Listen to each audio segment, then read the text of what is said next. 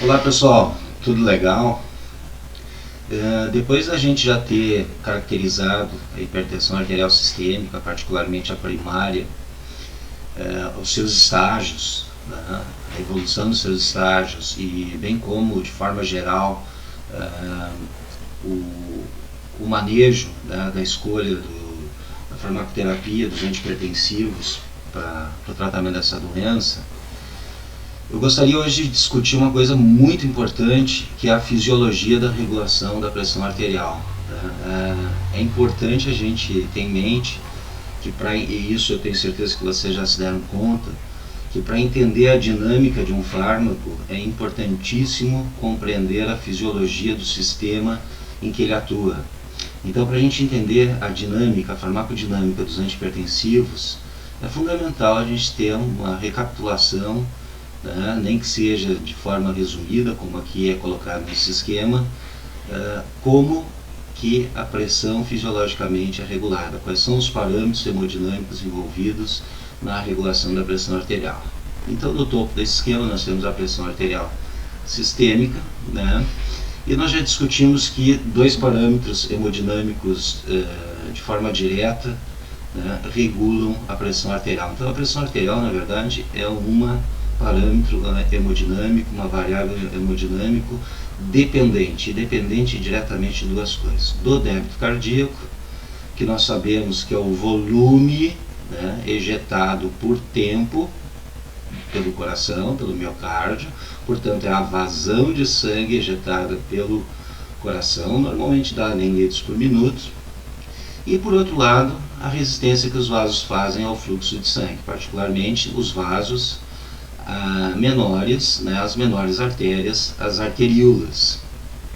As arteríolas porque, se a gente pensar no sistema arterial, ao final do sistema arterial são os menores vasos. Então, são aqueles vasos que realmente se dilatarem ou contraírem, vão efetivamente alterar a resistência, o atrito que está sendo feito sobre o fluxo de sangue.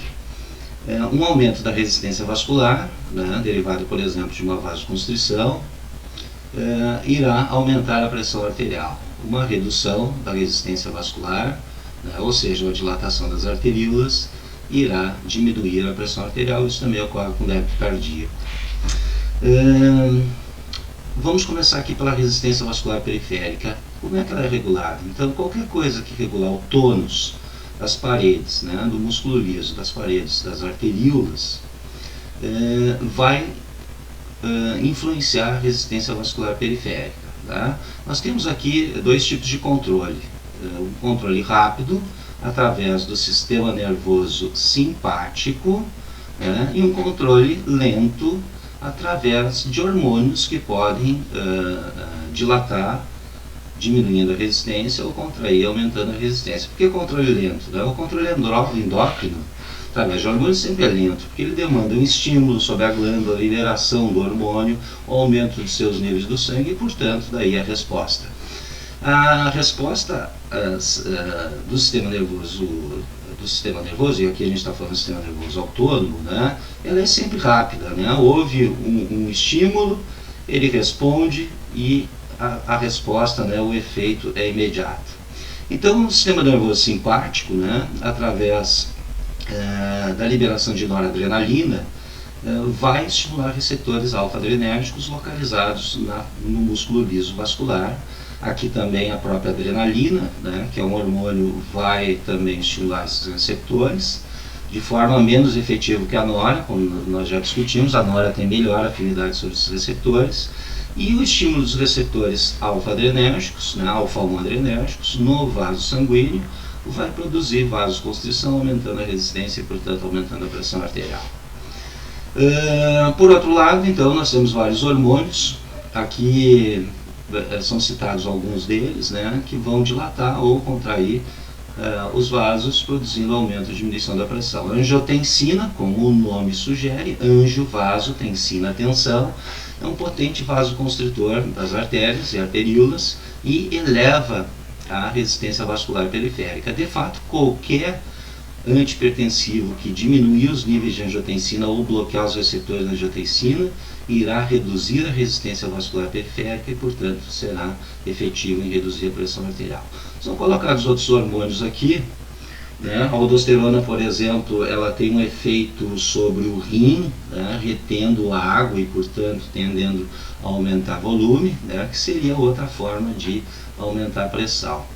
O óxido nítrico é uma substância liberada no próprio vaso e que causa dilatação, melhorando o fluxo e diminuindo a pressão arterial. Muito bem, então aqui nós temos a regulação da resistência, que pode ser por via rápida, particularmente pelo sistema nervoso simpático, ou por via lenta através de diferentes hormônios, e chama a atenção muito desse hormônio aqui, a angiotensina. Por outro lado, o débito cardíaco, ele é produto da frequência cardíaca, número de batimentos, vezes o volume sistólico, que é o volume ejetado a cada batimento. Tá? Quanto mais forte for a contração ventricular, maior vai ser o volume sistólico e, portanto, maior o débito cardíaco, e isso tende a aumentar a pressão. Qualquer efeito que atua sobre a força de contração, nós chamamos de efeito inotrópico. Qualquer efeito que atua sobre a frequência, né, sobre o ritmo, nós chamamos de efeito cronotrópico. Esses efeitos crono e inotrópicos podem ser positivos, aumentando a força ou a frequência, né, ou negativos, né, reduzindo a força, o volume sistólico ou a frequência, né, o ritmo cardíaco. Então, qualquer efeito inotrópico ou cronotrópico positivo irá aumentar o débito cardíaco e a pressão arterial. Se for negativo, e é o caso, né, de alguns antihipertensivos, nós queremos de fato diminuir a pressão arterial, né, deveria haver então um efeito negativo, né, inotrópico negativo e cronotrópico negativo. O que pode aumentar ou diminuir a força de batimento, né, e o volume sistólico? Uma coisa importante é o retorno venoso. Né? Se, por exemplo, nós aumentarmos o volume de líquido no sangue circulante irá retornar ao coração, tá? E irá fazer com que o coração, né, o ventrículo direito, ele se encha mais. Isso vai causar proporcionalmente o enchimento maior do ventrículo esquerdo, um aumento do volume sistólico, do débito cardíaco e da pressão arterial.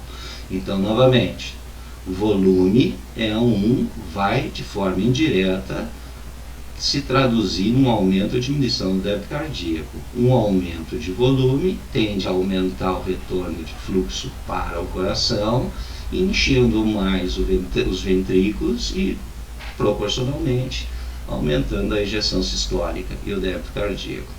O outro efeito que aumenta a contratibilidade do coração é o efeito sobre os receptores beta-adrenérgicos do coração, né? Ou seja, o efeito rápido da regulação simpática. Nós sabemos que os nervos simpáticos, nos vasos, através dos receptores alfa-1, produzem vasoconstrição, e no coração, através dos receptores beta-1, estimulados pela noradrenalina e principalmente pela adrenalina circulante, né, irá causar um aumento da contratibilidade, do volume sistólico e do débito cardíaco. Mas também, né, principalmente porque nos nodos, principalmente no nódo atrioventricular, né, que controla o ritmo do ventrículo, e no nódo sinusal, que controla o ritmo do coração como um todo, também há receptores beta-adrenérgicos. Então, um efeito simpático irá fazer um efeito cronotrópico positivo também, acelerando o coração e auxiliando a aumentar o débito cardíaco. Eu diria que o principal efeito do simpático sobre o débito cardíaco é sobre a contratibilidade ventricular, né, aumentando ela, o volume sistólico, o débito e a pressão arterial. O outro componente neuronal autonômico, né, é o parasimpático. Observe que nós não temos flechinha nenhuma do parasimpático sobre os vasos sanguíneos, até porque os vasos sanguíneos são praticamente desprovidos de inervações parasimpáticas. A não ser em alguns vasos específicos, por exemplo, do corpo cavernoso, né, para a produção de ereção, por exemplo, mas em geral, então, perifericamente, o parasimpático ele tem pouco ou nenhuma efetividade sobre o tônus arteriolar, mas no coração o parasimpático ele é muito importante, através do nervo vago, né? Ele mantém nosso coração em ritmo baixo. O principal efeito parasimpático é no nó SA, é no nó sinoatrial, ou seja, regulando o ritmo cardíaco. Quando estamos em repouso, isso nós já falamos em aula, né? O principal componente de regulação cardíaca é o freio, é a atividade vagal, é a atividade parasimpática, mantendo ele em ritmo mais baixo e, consequentemente, com a frequência mais baixa, nosso débito cardíaco está mais baixo, né? Mantendo a pressão mais baixa também. Em repouso, portanto, com a frequência cardíaca, nós temos a pressão arterial basal. Era isso por hoje.